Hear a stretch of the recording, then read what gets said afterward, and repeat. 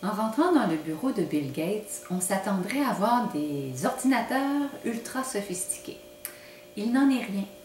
En fait, dans le bureau de Bill Gates, il y a des murs blancs qui sont enduits d'une peinture spéciale qui lui permet d'écrire sur ces murs avec des marqueurs.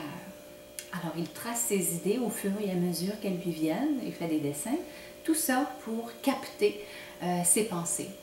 De son côté, Steve Jobs écrivait sur le plancher et Al Gore, lui, a pris la décision d'abandonner la course à la présidence des États-Unis après avoir fait un mind map ou encore après avoir cartographié ses idées. Alors, il y a une nouvelle tendance maintenant qui est nouvelle et finalement qui nous vient de loin. C'est une stratégie que le génie Léonard de Vinci utilisait. Ce fut la même chose pour Einstein. C'est une façon de cartographier ses idées qui dépasse un peu le mind mapping, qui est différente du mind mapping que Tony Buzan nous a fait découvrir et sur lequel il donne encore beaucoup d'ateliers. On parle maintenant de la cartographie d'idées. Dans bien des entreprises, on ne rédige plus de procès-verbaux. Alors souvent, il y a des répétitions autour de la table lors des réunions. Comment garder des traces sans nécessairement écrire des procès-verbaux? C'est en cartographiant vos idées. Alors, il y a beaucoup de livres qui sont publiés ces jours-ci aux États-Unis. On en a quelques-uns ici.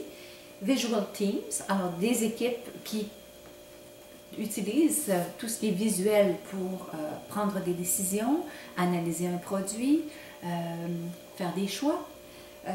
Visual Meetings, alors au plan des rencontres, comment utiliser